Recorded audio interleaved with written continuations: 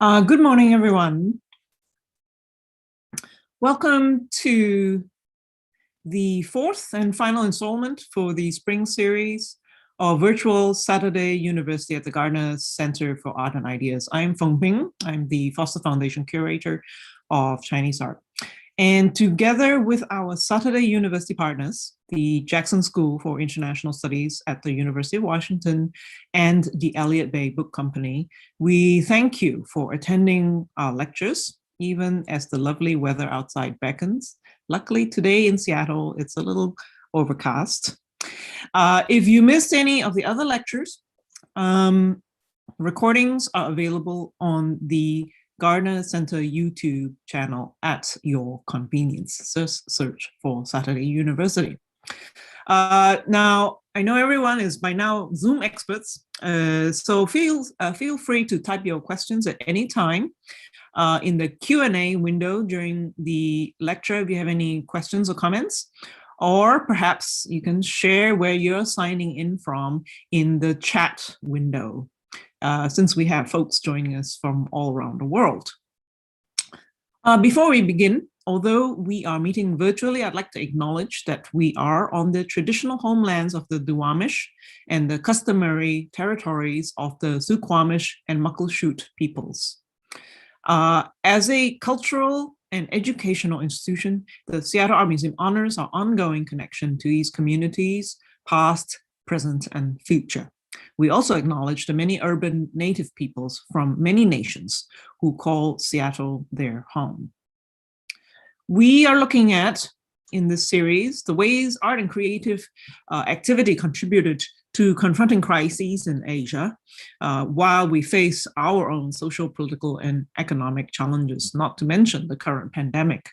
And as you will remember, in this series, Sites of Memory in Asia, we are looking at cities or specific architectural sites in relationship to memory and history, how they reflect various values based on culture, religion, politics, and all of which impact how these places are reimagined when they are demolished, remodeled, constructed, or reconstructed.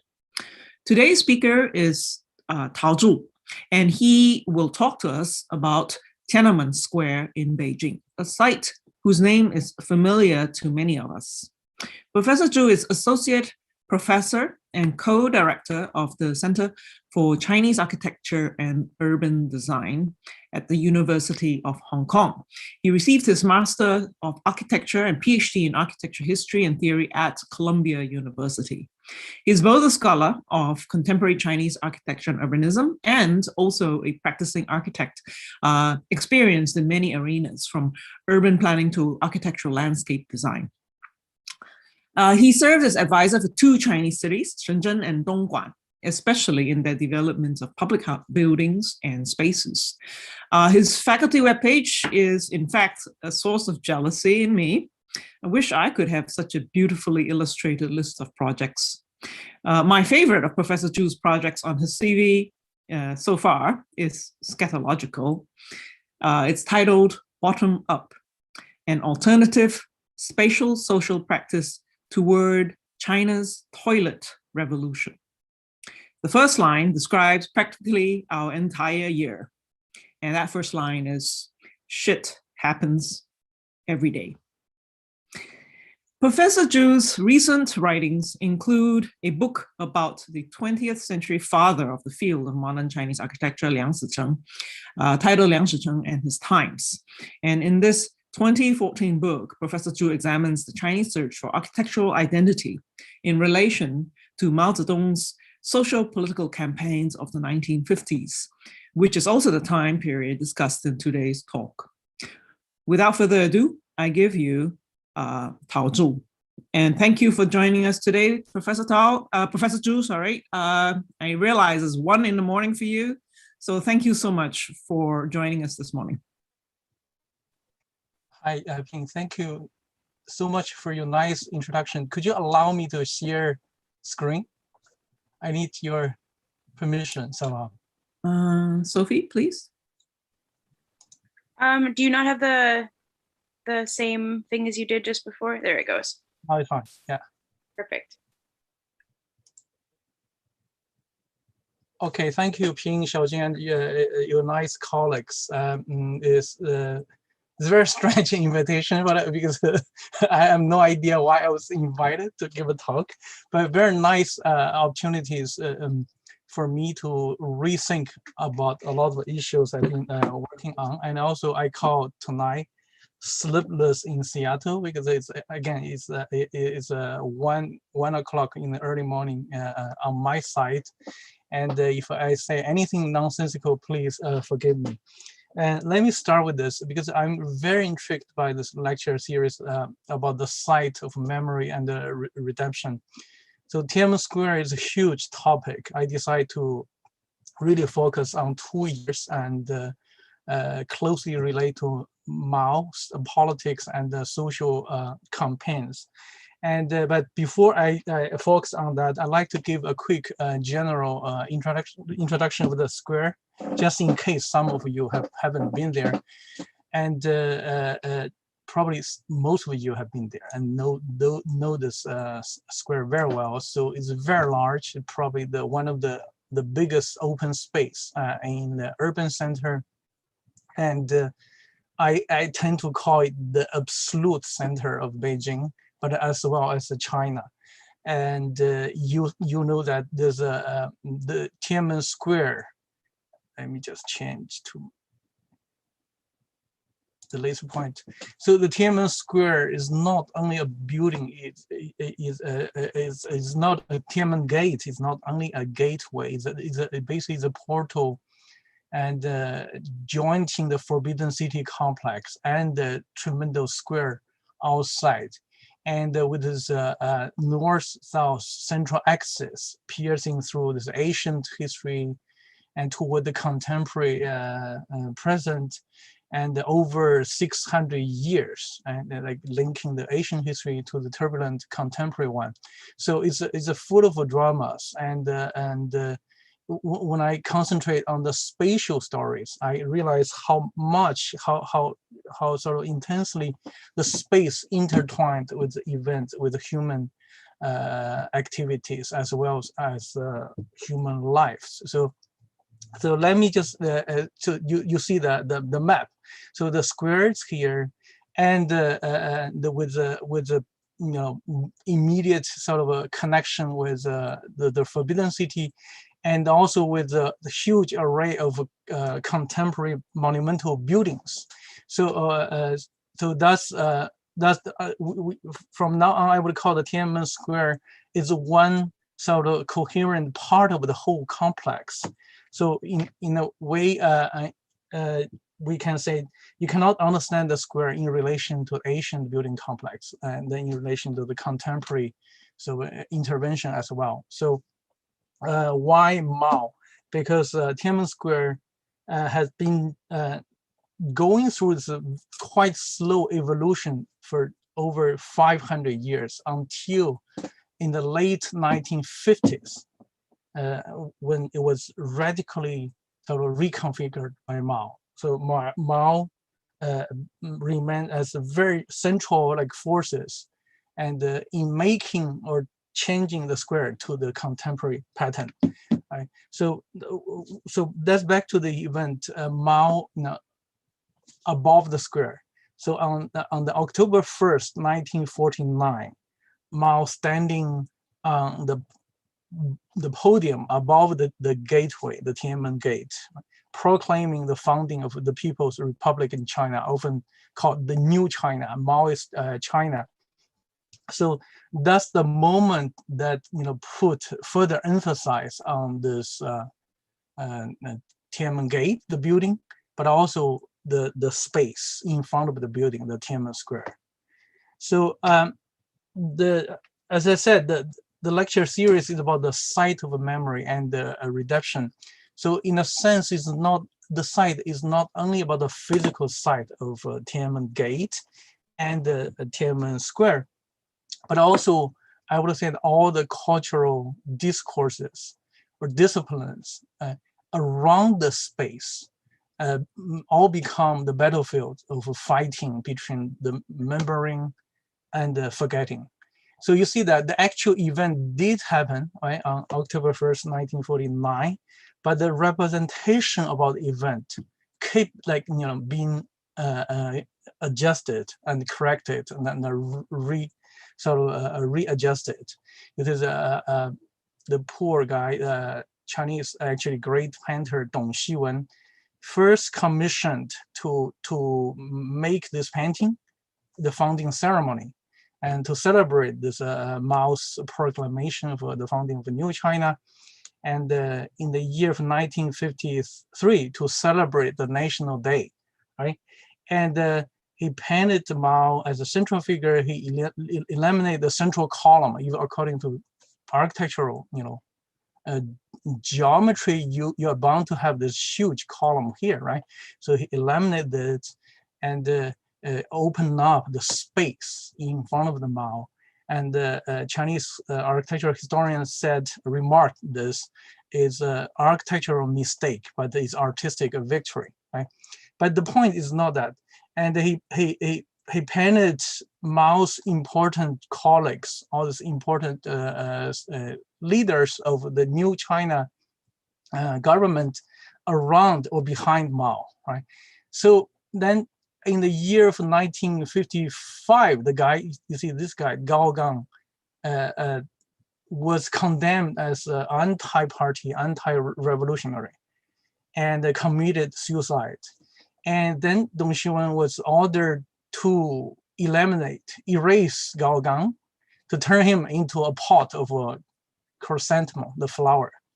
And the one guy disappeared.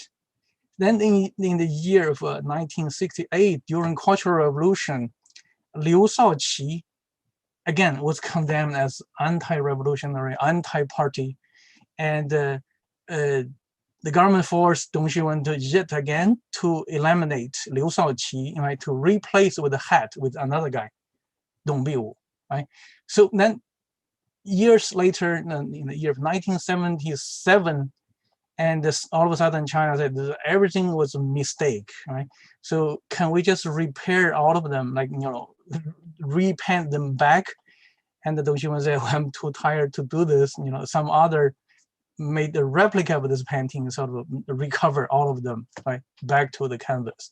Again, all this sort of convoluted story about, sort of memory redemption and the continuously sort of adjustment of the way we deal with the history, we deal with the past. And the contemporary artist Yue Minjun basically made a sort of a satirical remark. How about, I'm completely fed up of this. How about eliminating all of them, all the figures, right? And only sort of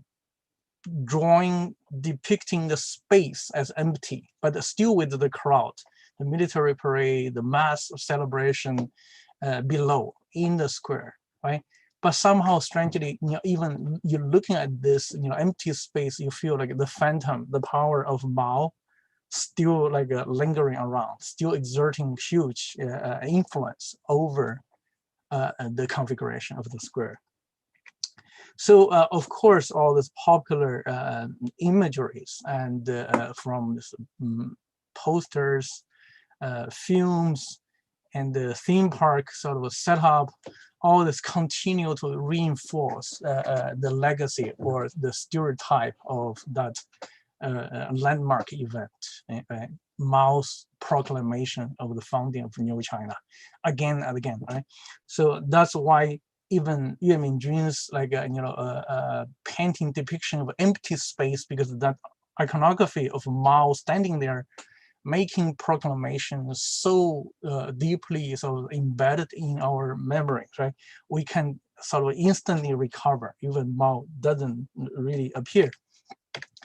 And Mao, of course, has died, but it seems he never left. And his portrait hung over the central axis of the gateway, right? And constantly, non-stop, casting his gaze over the generations of Chinese people. And you look closely, and his portrait, right, along the national emblem with his Tiananmen Gate as icon, as logo, right, at the center. they formulate new kind of a central axis, right? And remaining as dominant power over the spine of Beijing or the whole China as a country.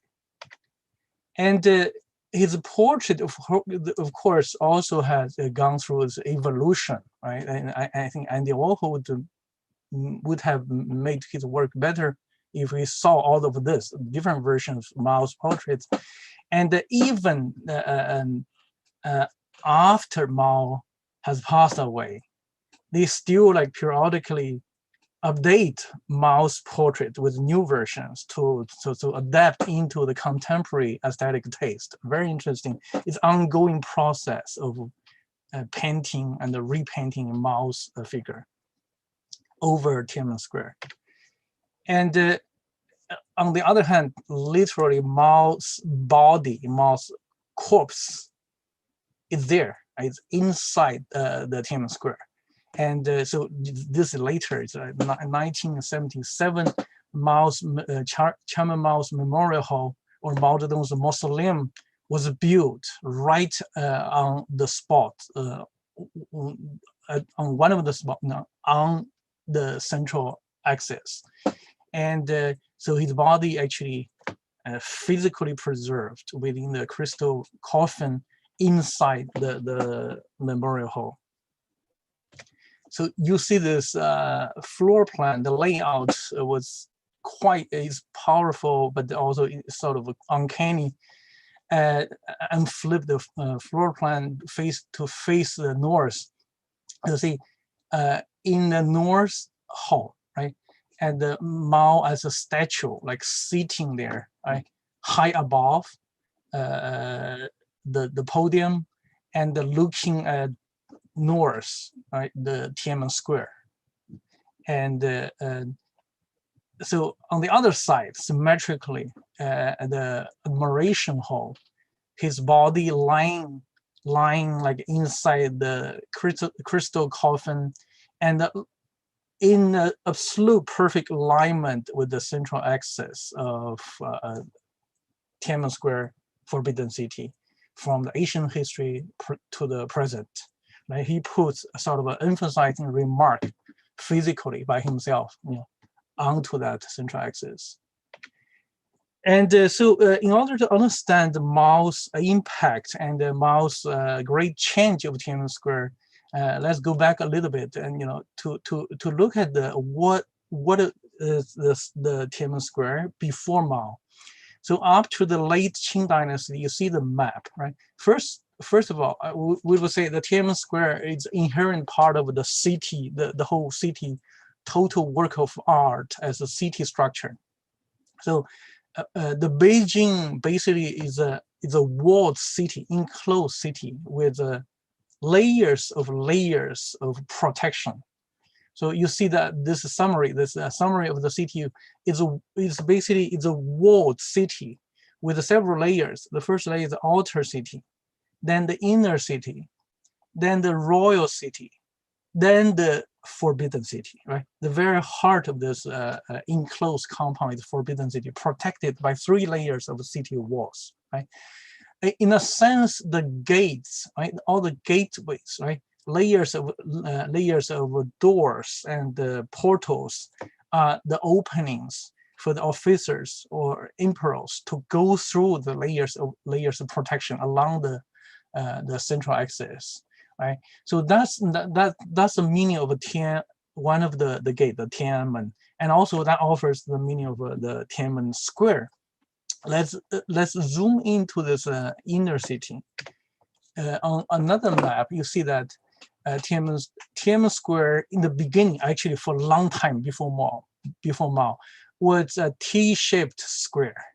It's not that big, but very powerful, and serve as interface, serve as sort of intermission stage for people, for the officers to enter into the Forbidden City, to meet with the emperor.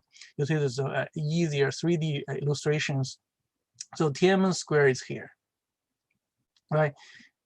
It's sort of the frontal gate, right, for the officers to enter into the imperial Forbidden City compound to see the emperor, or for the emperor to go out to issue his orders, right? So that's a gateway, and it is also sort of an enclosed compound. It's not open to the citizen, to the public, to the people at all. So as I said, involved for over 500 years through the Ming Dynasty to Qing Dynasty, and with all this minor modification, always remain as stabilized, a sort of relatively stabilized configuration as the T, I call T square, T-shaped square. Right? It's actually marvelous design, because doesn't consume so much space, but making Tiananmen the gateway, the central gate, very grandiose, with this kind of well set up proportion. I will illustrate later. So that's central axis, and you see that outside this T-shaped square, right? They're all sort of a bureaucratic institutions, or wangfu, right? All this courtyard compounds and officers, right? For the army or for the civic service, right? So they would use this T-square space to walk and to enter Tiananmen to see the emperor, as I said. So up to the Republican China after Xinhai Revolution, right? Of course, the emperor was dispelled, and so the T-square from this enclosed royal compound to become a public space. And you see this cartoon depicting the T-square becoming like the market, right? But still, the configuration is not that changed. It's not hugely altered. Only the gateways opened. And so basically, up to the Republican China, the beginning, the early 20th century, we still see that ancient configuration. The left gate and the right. To remind you, the left and right is not according to today's convention, like a north and south, but rather according to emperor's perception.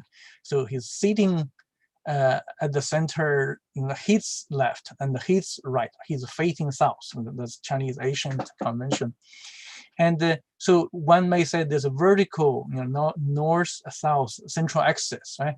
So the Zhonghuamen in the beginning, Ming Dynasty called Da Mingmen, the Great Ming Gate. Qing Dynasty called Da Qingmen, the Great Qing Gate. And then later changed to China, the Gate of China. Basically, it's almost like a national gate, right? Although it's quite humble. So through this gateway, right? Through this longitudinal space, or we call corridor, you see that grandiose Tiananmen, right? And then on the left and the right are sort of similar two gates, right? The reason why I said the design is so marvelous, because with this rather small spatial setup, right?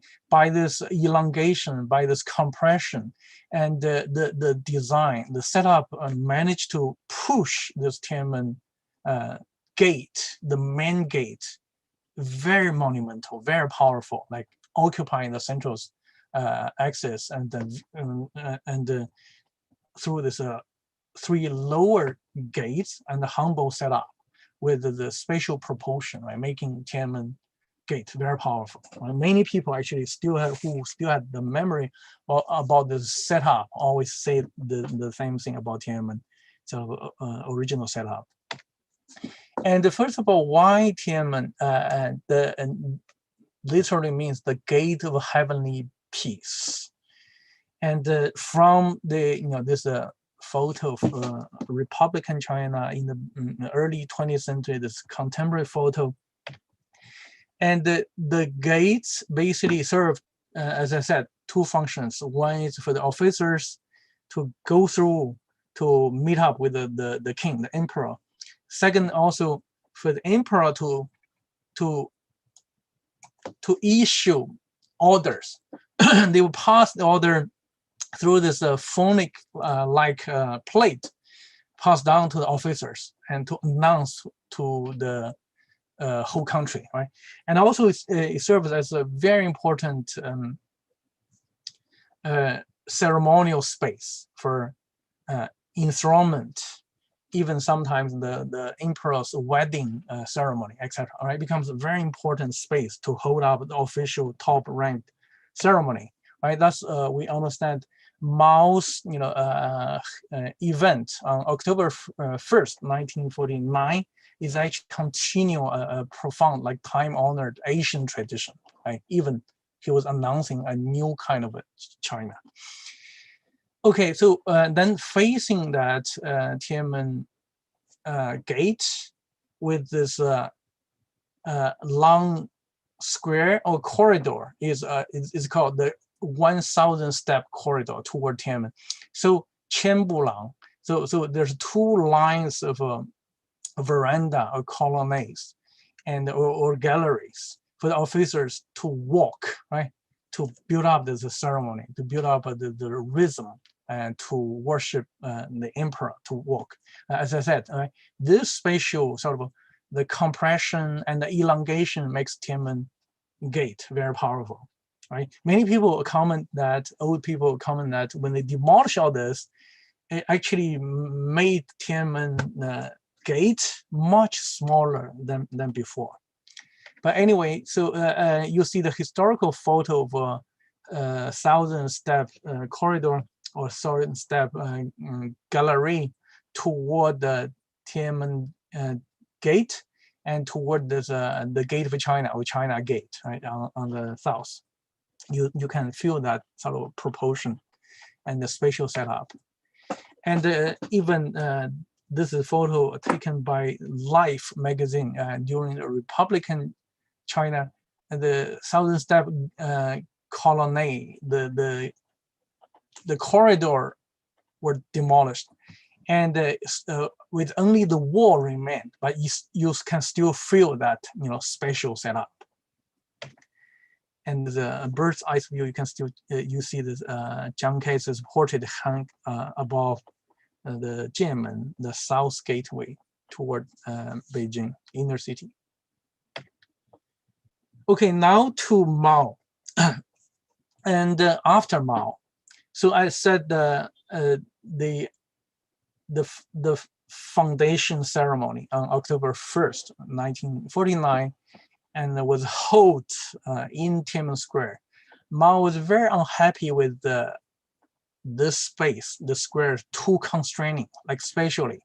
You have this left and the right gate with the three tunnels, and you can imagine that the military parade, the armies, right?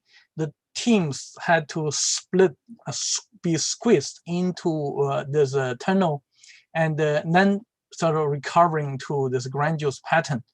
And you see that the tanks can only run through one by one, and quite annoying to Mao, who always wanted grandiose mass parade. And even looking affront, the skull square, so sort of flanked by the two walls, right? Only about 20,000 people can gather there to do this mass celebration. Too tiny and too insufficient, right? Mao, of course, had its own a huge ambition to change not only Beijing, Tiananmen Square, but the whole China. There's a famous anecdote about Mao standing on Tiananmen Gate and telling the mayor Peng Zhen, that in the near future I want to see the chimney everywhere around the square, right? When for many people today, of course, it's sort of a ridiculous joke, but back at the moment, you know that Mao had this sincere hope that he would be able to industrialize China, the whole country, but also all Chinese cities overnight. And he did indeed, probably it's true. He saw the chimneys, smoking chimneys, as the most beautiful emblems of modern China, right? But that's on the one hand. I would argue that on the other, Mao is much more sophisticated than that. And he did the first intervention in addition to some like small minor modification of Tiananmen Square. And the first major one was actually not to erect a chimney. In fact, he has never erected chimney there, but to build a monument, to erect a tall freestanding monument to dedicate, to call the people's hero, or the heroes of the people.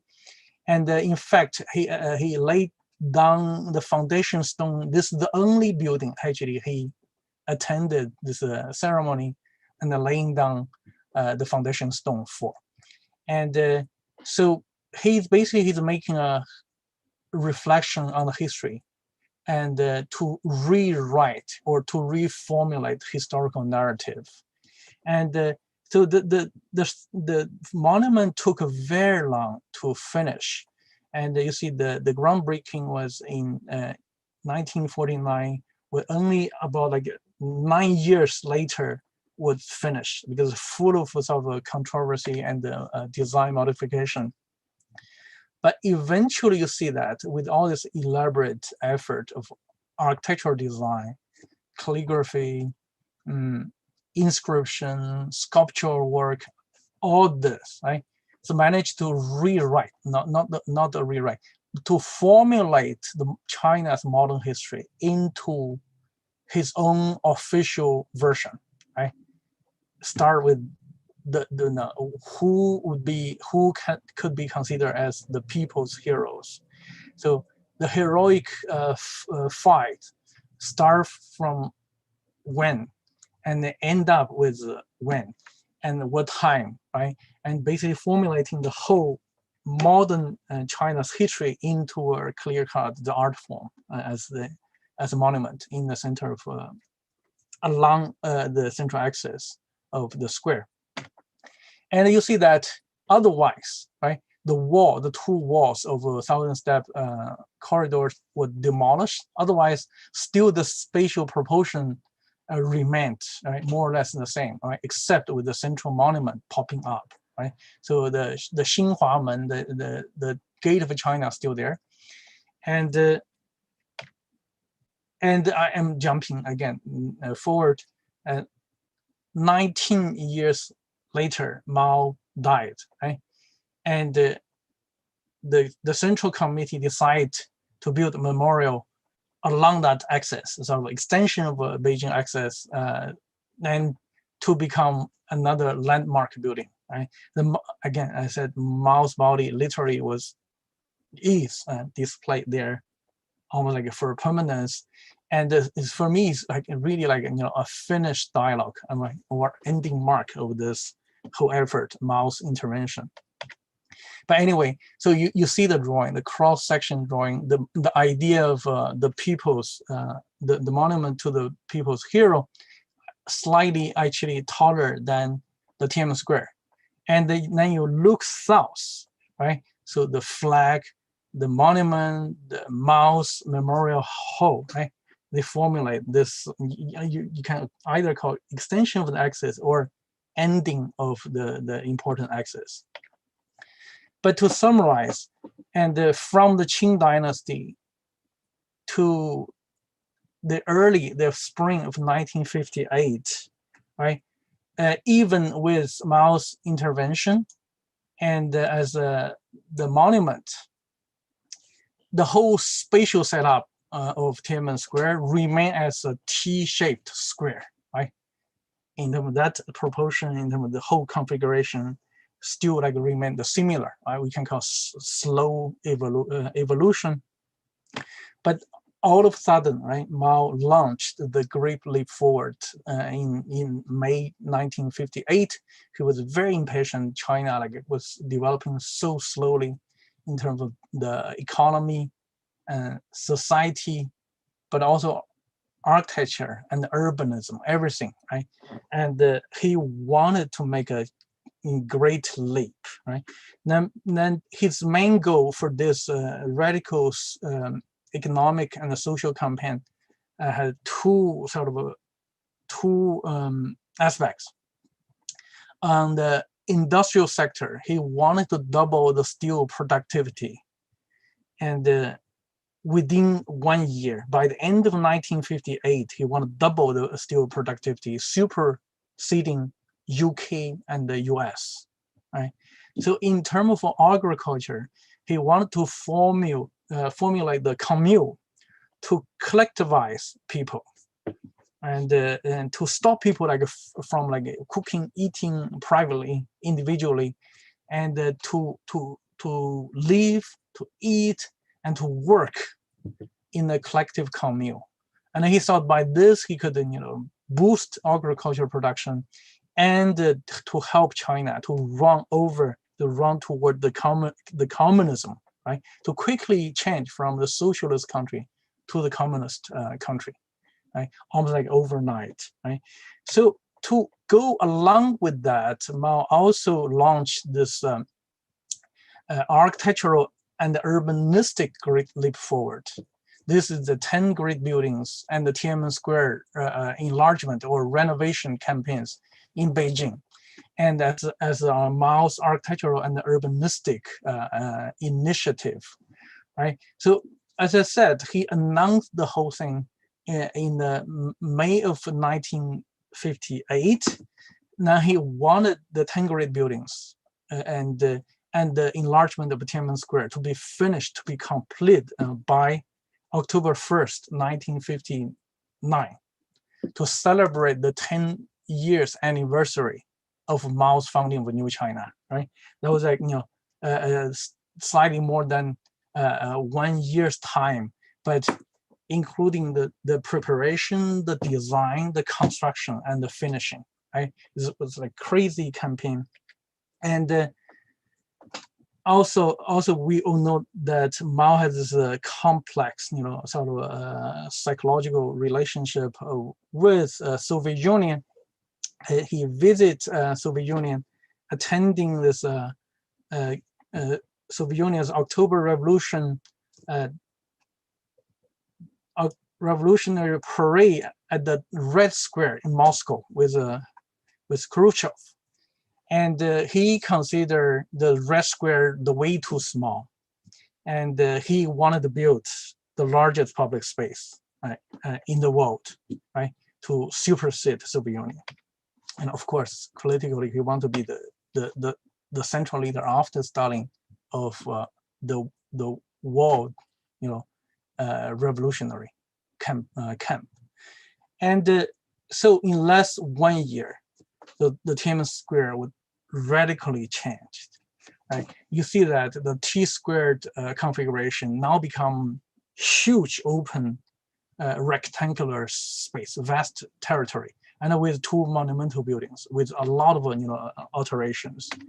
So it pretty much remains today's setup with Mao's mausoleum added later, but you see the dimension remain unchanged all the way to today after Mao's radical change, sort of enlargement of the square. So the width, some of the principle of Mao's project upon the Tiananmen Square, one has to be really big to be able to host 1 million people to celebrate. So the width was decided to be 500 meters, and the length like 860 meters. The Chang'an Avenue, this part 80 meters. But you see this basically is a huge concrete slab with no curb, with no tree, because should be able now is considered the new square should be able to allow the tank with 20 tons weight to drive through, and no trees, because once there's a wall, like a bomb drop down, the wouldn't spread out the fire, right? And also can also allow the helicopters to land done anywhere, right? Basically, that's the whole idea, for the initial setup of the square: vast, big, and open, quite bare. Right? Then the two monumental buildings on the left, the Great Hall of the People, and on the right, two museums combined: the Museum of China's History, the Museum of Chinese Revolution, combined together. Today it's renamed as the National Museum of China. And of course, for the 10-year anniversary in 1959, he invited Khrushchev to attend. You see, the Jin Cheng was quite cheerful, and Khrushchev was sort of ambivalent, because that was the beginning, obviously, the beginning of Russian-China rift. But anyway, that's a later story. And there's celebration photos. I want to compare the two photos. You see that in the early 50s, you still see the square formulated by the walls, right? The T-shaped space. And after Mao's change, right, in the year of 1959, right, it's become like vastly open plaza, open urban space with two monumental buildings on two sides. I want to give you a quick study of this building, right? Probably the most important sort of political venue for China, the Great Hall for the People. And the Great Hall for the People is a venue for the National People's Congress, right? And I start with a very stupid question: why build a Great Hall for 10,000 people? Why a conference hall, right, should accommodate 10,000 people? And because you know that normally every year for China's National Congress, the delegates, right, are normal 3,000, right, with auditors about the same amount, right? So in other words, 6,000 people maximum, right, sitting in the conference hall. Why the heck, you designed such a big auditorium to accommodate 10,000 people? And curiously, if you watch the TV for this National Congress, and mostly the second and the third tier remain empty, right? Sometimes they had to ask the journalists, ask the people to sit in to sort of to cover this embarrassment, right? Again, practically, you don't need that huge space for 10,000 people. Why?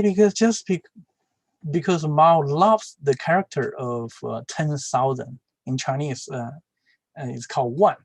10,000 in Chinese sometimes is metaphorical, means something like huge, plenty, right?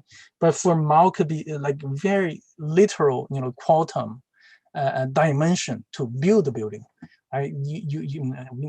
We all say that Mao is this revolutionary romantic poet. He wrote the 10,000, the character, probably the most frequently used word in his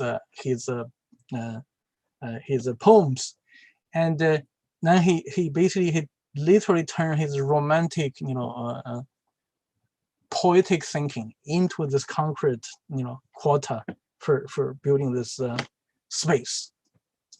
And in order to do that, because it's basically less than 1 year, it's about 10 months to design and finish the construction, right? They have to really mobilize, right? So therefore, Mao's general line, right, the principle for the Great Leap Forward, also become the guiding principle for design.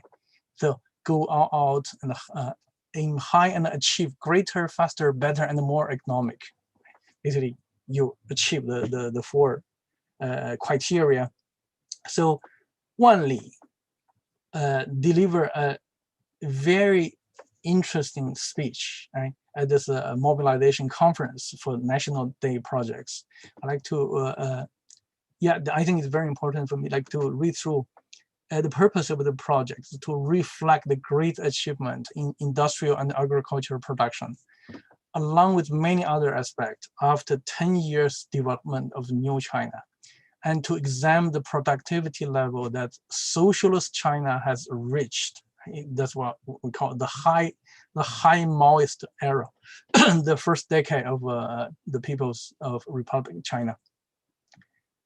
So Wanli asked, there's some people who believe that we are not capable of constructing a modern country, who always think we cannot do this or that. We must save grace by replying to them with actions and the facts. That's a speech and mobilizing the construction workers as well as the designers. So they call the architects all over the country to convene, to cover, and to come together in Beijing to run in a sort of a mechanism, design mechanism called the semi-open collective schematic design competition. You do this individual conceptualizing work, then you gather together, discuss, and you consolidate into consensus. Then you split again, right? It's like competition and democratic thinking, but also centralization, right? All these rounds and rounds. And with some quite interesting innovative ideas coming out.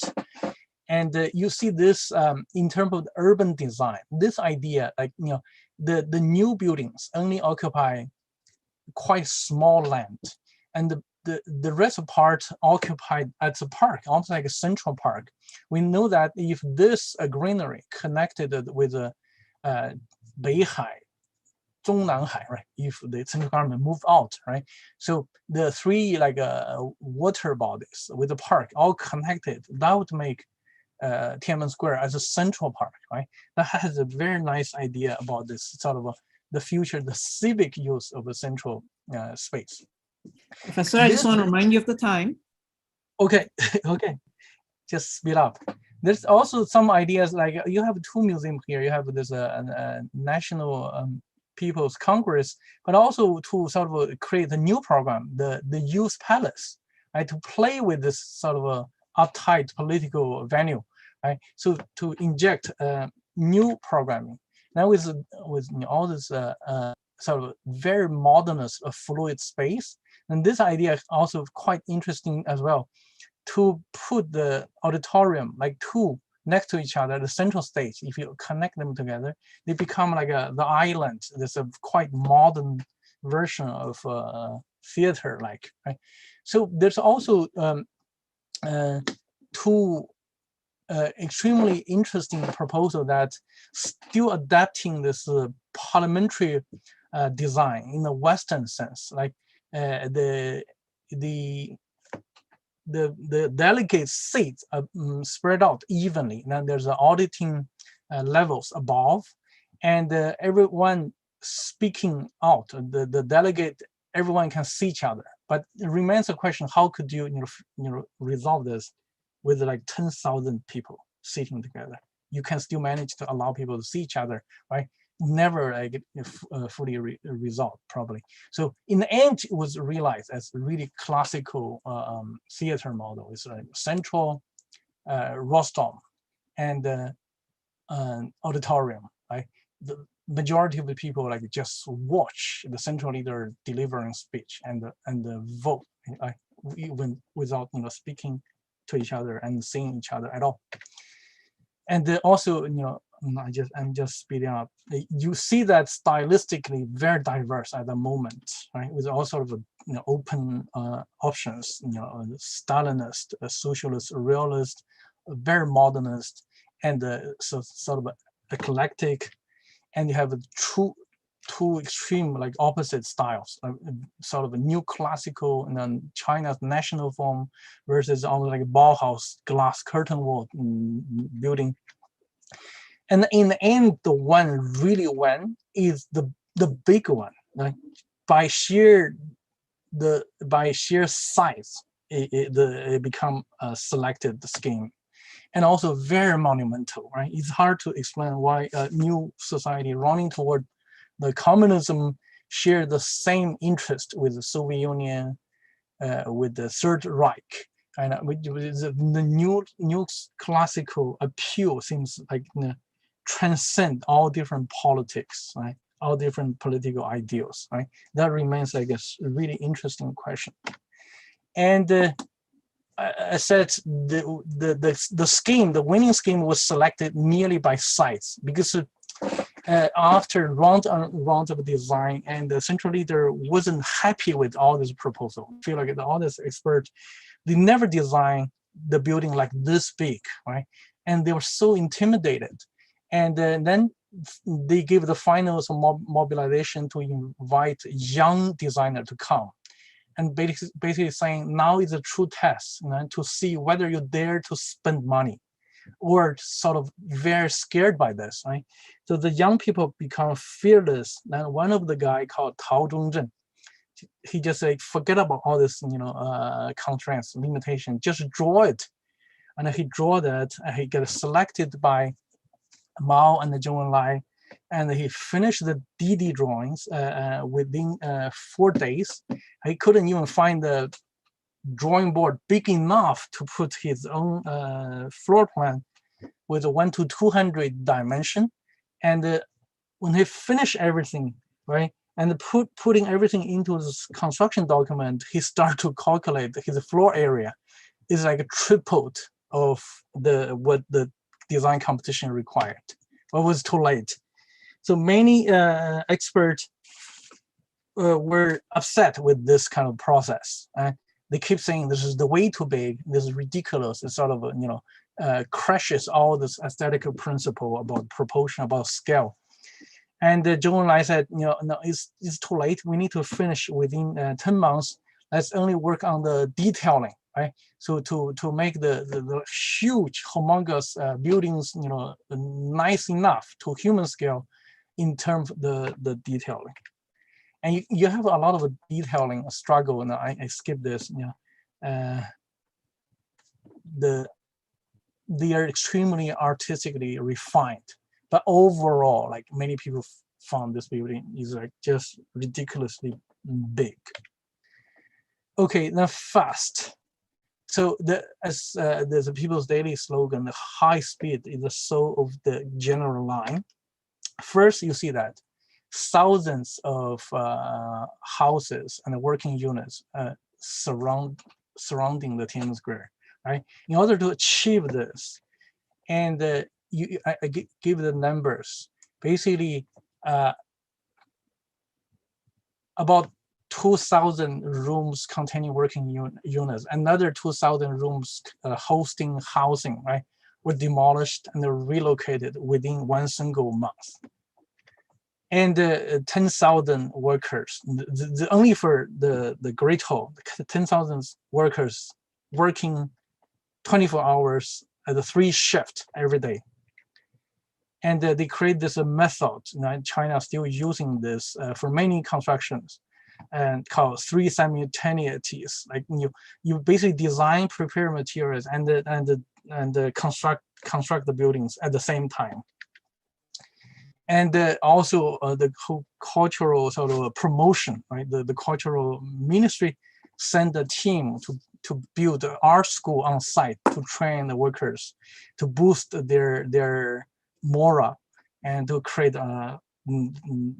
literary and artwork. And this sort of a military campaign. And more economic, actually not. The whole Great Leap Forward was such a wasteful campaign, right? The steel, that, the steel productivity, right? The steel produced over the years, right? 3 of them turned out to be useless, become landfill, right? And destroy agriculture, destroy natural ecology, etc. And to jump to the end, so the huge investment for the National Day projects, of course, also sort of scaled down a little bit to replace with some like a more modest projects later. But that the result of a Great Leap Forward was a total tragedy and a disaster. So the construction of this National Day project, 10 great buildings, was happening at the same moment as the huge tragic consequence of the Great Leap Forward outbreaking. So the great famine happening in China's countryside, where there's huge construction still undergoing in the center of Beijing. So the Great Famine reached the peak it started in the early, even in the early 1958. It just reached the peak in 1960 and did not end until 1962. So within this year, right, the famine resulted in the death toll still being debated. From 36 to 45 million people died, starved to death in the countryside. And it's believed to have been the greatest famine in human history. And so now I'm jumping to the conclusion now. So in the year of 2008, when China was preparing for its Beijing Olympics with great array of monumental buildings, right? A country could afford to build all this kind of gigantic, extravagant buildings. All of a sudden was stricken with an earthquake in Sichuan, and thousands of rural country elementary schools, high schools collapsed. And you see that contrasting, sort of a dramatically contrasting scenario relate to architecture, relate to social conditions, right? Sort of for me, it's a recurring theme about this Great Leap Forward, 10 great buildings sort of juxtaposed with great famine happening in the countryside. And but China still continues to build things big with, sometimes regardless of this enormous social consequences. And you see the bigness everywhere, not only on national level, the central project, but also on this kind of a local governance, government buildings everywhere. And I formulate this sort of mouse legacy as a red legacy: keep building big and with no regret.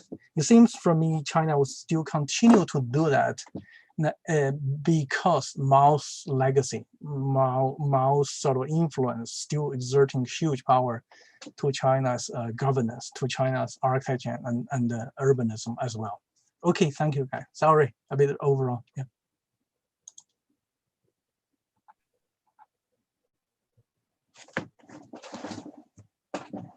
Thank you so much for this riveting talk. I found it to be a very magisterial survey and useful, I'm sure, to those who have less familiarity with Tiananmen Square and China in general. To all of us who study Beijing, it's a wonderful view into this development from imperial Qing dynasty to the very present in your conclusion. It is fascinating to see this question of bigness, as you put it, as being so central to the way of thinking. That is, bigness or to the detriment of what you call human scale. That is ridiculously out of scale to human sizes. And I don't know if our audience members have ever been to Tiananmen Square. Well, just think of it as the Smithsonian complex times 10 in size and feeling, right? How long it takes to get from one end to the other. And I mean, you can't even try. Without some kind of wheels. It's impossible. So I think it's very interesting. There are quite also very interesting questions. So why don't I have my own questions for you, but why don't we begin with something maybe quite specific, and then we can go into bigger questions. So the specific question is, I noticed a number of portraits Oops, your lights went off. It's an energy saving. You got energy saved. Oops, because it's 2 in the morning for you. So there are all these portraits that kind of crop up, and you mentioned the Mao portrait being hung. I also saw the Chiang Kai-shek portrait in passing in one of your slides. So the question from my audience members: when was the last time that the Mao portrait was updated? And also, I guess in general, the idea of hanging up face portraits in these kind of public squares. You might comment a little bit on that. The portrait. You mean the last portrait, updated portrait? That's right. Mm-hmm. It's only like a few years. No, the only recent one we updated with a new one. So like similar to this one, because they keep saying, a new version of a portrait, adaptive to the contemporary taste.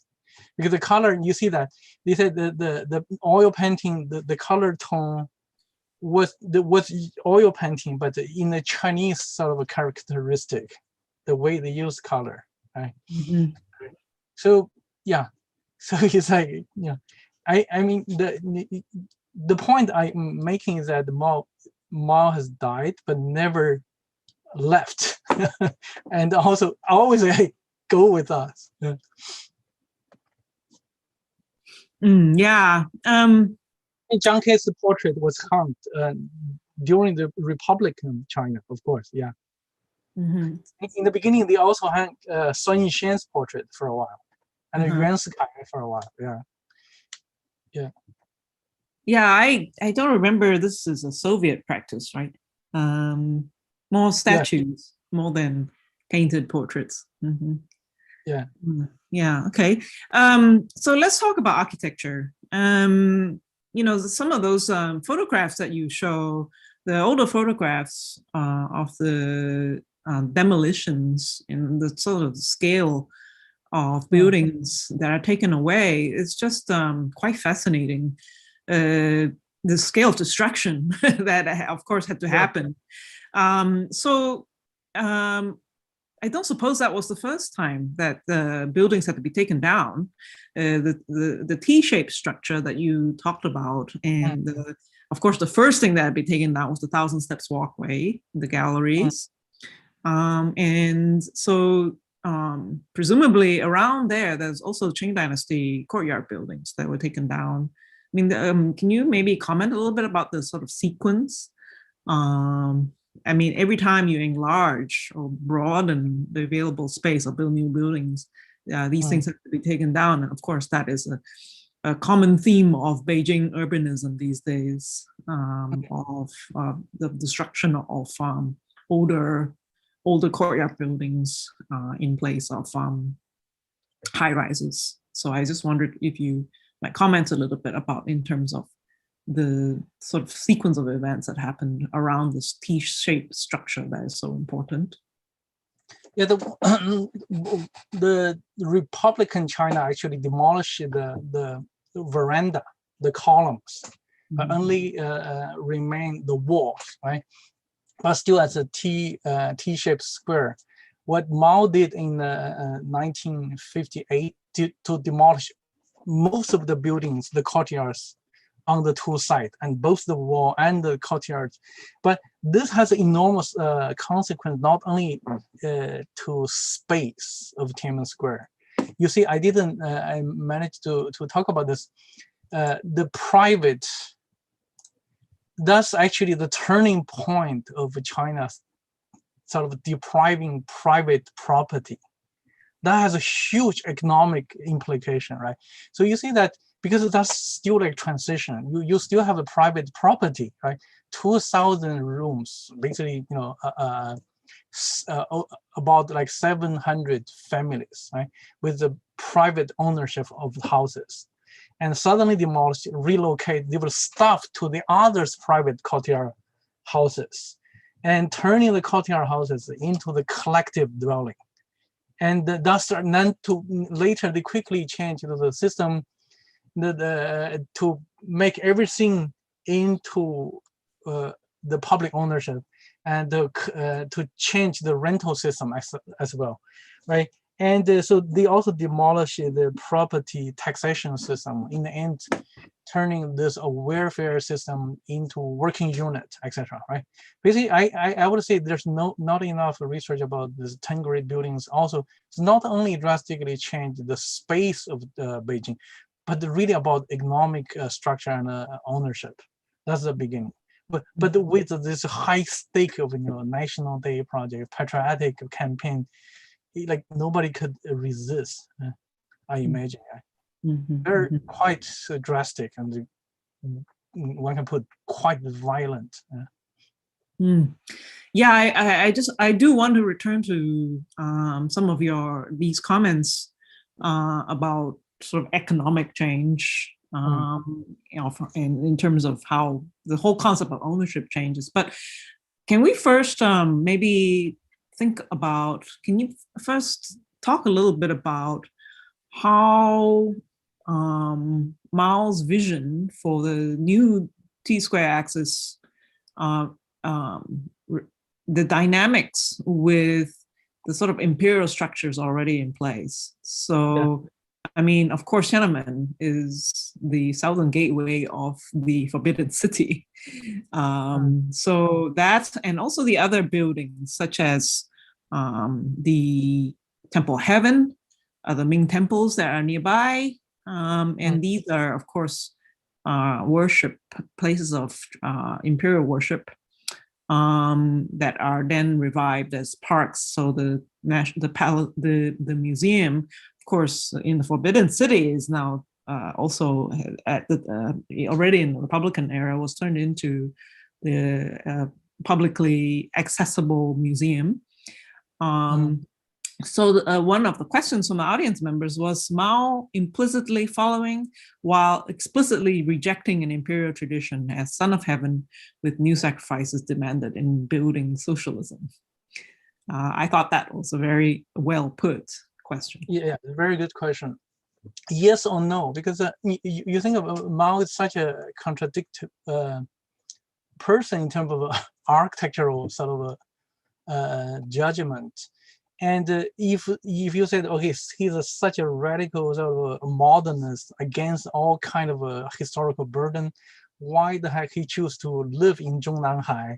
He behaved sometimes like an emperor, right?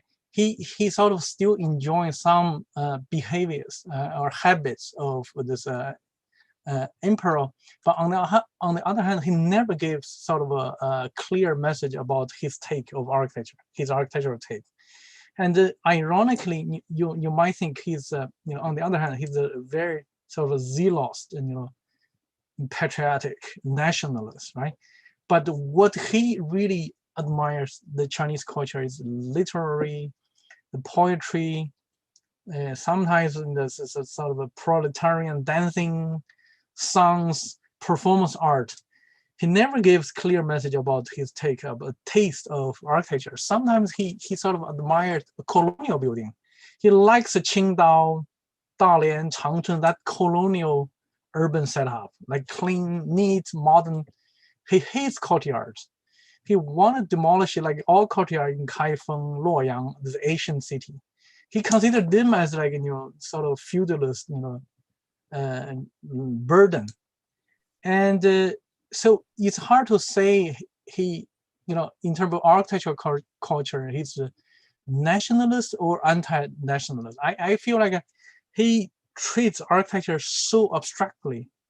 The reason I use this 1,000 people's conference hall as an example, he on the one hand, of course, I said he has this kind of a obsession with the number 10,000, right, in his poem. On the other, he actually had this ambition. He started to have this when he was back to Yan'an in the 1940s.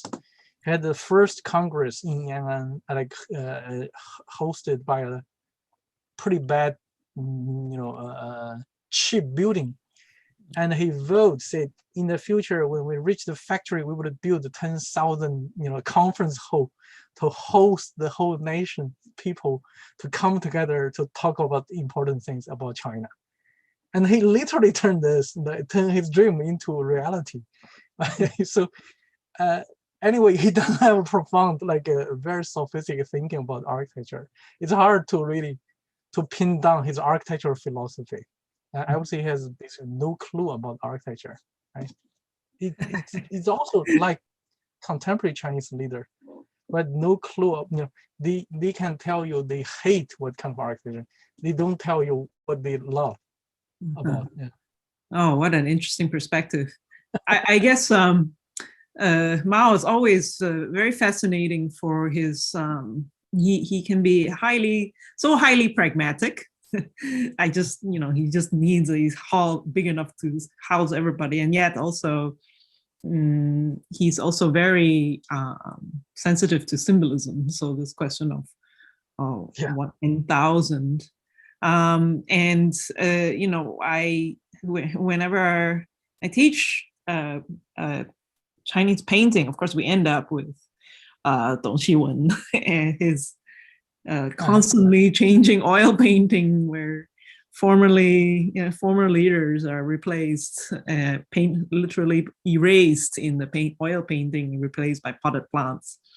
And the other one, which you actually didn't talk about, which is the nationalist style, I guess, Fu Baoshi, with the red sun. Yes. You showed us that, and this kind of use of a number of different manners of painting. Maybe not so much in a symbolic way, maybe not that conscious symbolically. Further down, maybe we can show people. Yeah. Used as a background. Yeah, there it is. Yes, this painting, very interesting. And very sort of important. This is in more traditional ink painting style, and yet you see, of course, the red sun there by Fu Baoshi. So it seems that he is aware of the power of symbolism in terms of the style of painting, or the use of the stele for the traditional Chinese stele as the monuments with calligraphy on it, and that is very that comes from a prior time to the 20th century. So to me, he is conscious, but maybe not of architecture so much. I just maybe we can return to some of the questions that people have, which is how. Sorry to follow that your comment on this piece of painting. Do you know that they also had to overcome this psychological trauma in dealing with bigness, because the Chinese ink painting normally is done on the desk, right?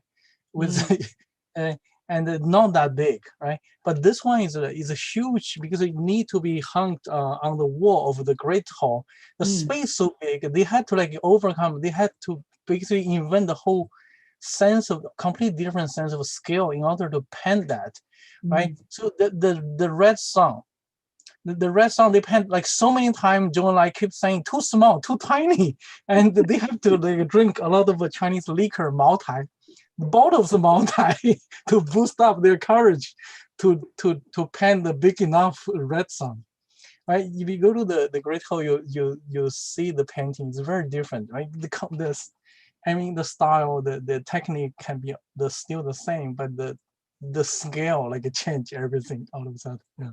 I mean, let's talk about the question of style in architecture. I mean, sort of, the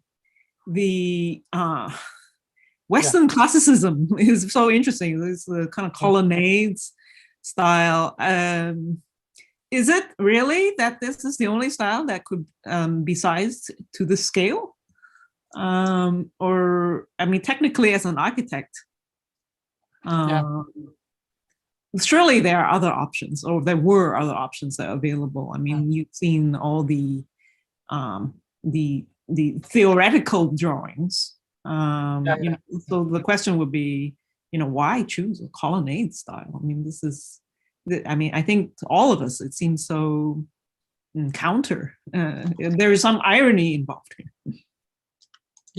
I give you two answers. One is direct, one is indirect. The direct one is the colonnade can be easily the symbolization of power. The colonnade, the columns, the Germanic Egyptian columns makes you feel like a powerful, monumental, right? Easy to Chinese timber construction also always like give you a sense of not the monumentality, but sort of a dematerialized, like light, sustainable, organic, something cannot be like that, sort of in a solid sense powerful as a Western colonnade. Right? Egyptian is not even totally Western because you see the giant columns, the pillars of Great Hall, the base and the capital, Egypto, like from Egyptian style. And that's one thing, like big, grandiose Chinese tradition, architecture tradition hadn't developed that kind of system to deal with that kind of scale yet. The timber has this limit of dimension.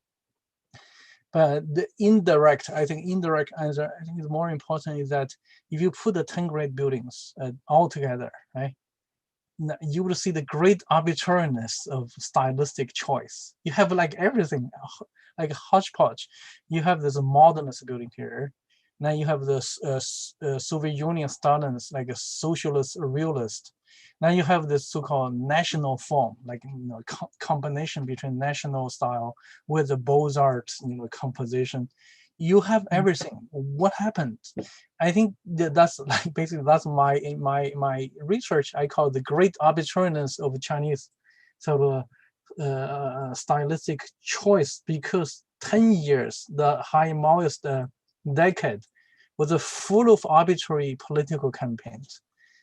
Mao didn't understand architecture, but he firmly believed that by sort of a thought reform, like forcing the Chinese intellectuals to do this confession, self-criticism by writing the right kind of ideas, Marxist, orthodox thought, and Mao Zedong's writing to self-critique.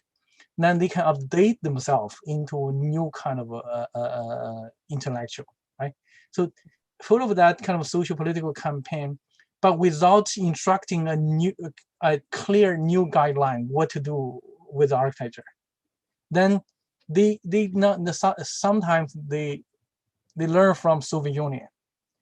After Stalin died, and China sort of Khrushchev criticized Stalin's style, promoting this modernist concrete slab.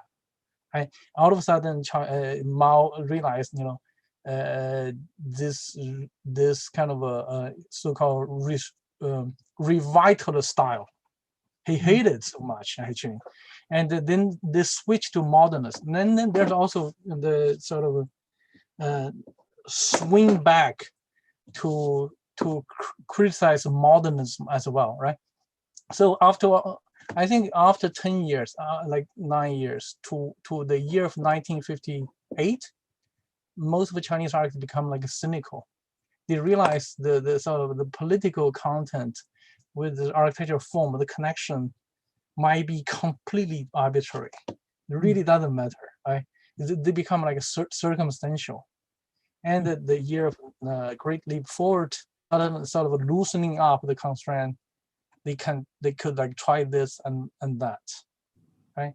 But the reason I say why it's sort of an interesting, important point, because you see contemporary China might give you illusion of openness, like open to any kind of a crazy design, either eclectic or super radical avant-garde, due to the inner lack of clear sort of a guideline or ideas about what proper architecture could be. Well, I do say that I really liked the bird's nest. I mean, I dare say nowhere else in the world would something have like that ever been chosen. Yeah, I would suggest you to read the section. You probably too demanding of the bird nest. Then you would realize that all this metal mesh are supporting nothing except themselves. They are separate from the concrete stadium inside.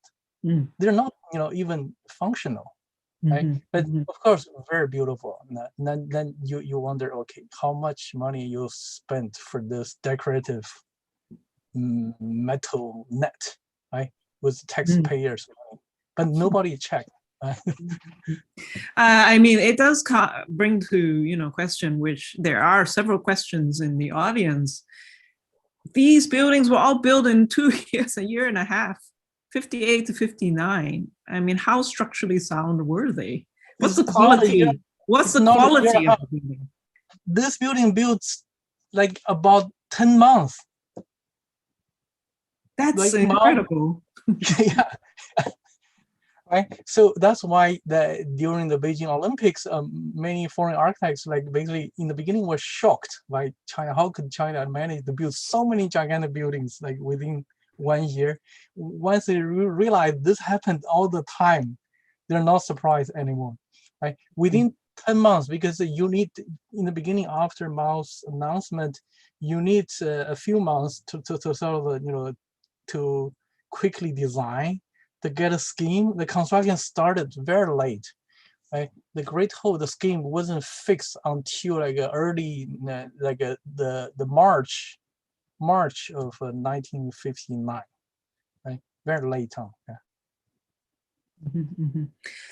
I'm having such a great time chatting with you. But I realize that it's really time for bed for you. But I just want to ask just maybe one last question. So this sort of manifest of building big, after Mao, is this still the case? I think so. I mean that's my point. Is basically, it's almost like the same case, because Mao never lives. He always like stay with us. His legacy, that's his legacy, like building big with no regret, no sort of a regretful reflection on the past. You just keep going, keep doing that, right? That's Mao's legacy, right? We can call it red legacy. And also, I think the most sort of perplexing now for me is that when this kind of a communist legacy start to mix with globalization, so the one kind of arbitrariness and converged with another kind of arbitrariness, the capital investment, there's Dubai, like this sort of a city frenzy, plus that centralized use of a resource, right, come together, tend to produce even more extravagant, arbitrary projects all over the country. Yeah. Well, thank you so much, Professor. So Taozhou, I think we all enjoyed your talk tremendously, and thank you very much for all your interesting answers also. I think this is a wonderful way to end this series on the sites of memory and remembrance. So so thank you so much to all our audience also for coming through to the series, and I hope to see you continuing to attend our lectures, whether in Zoom or in person. This next series that's coming up in the fall. So thank you very much, and do have a wonderful Saturday, everyone. Thank you, my pleasure. Yeah. Keep in touch. Thank See you you. around. Thank you, Sophie. Bye. You can stop recording.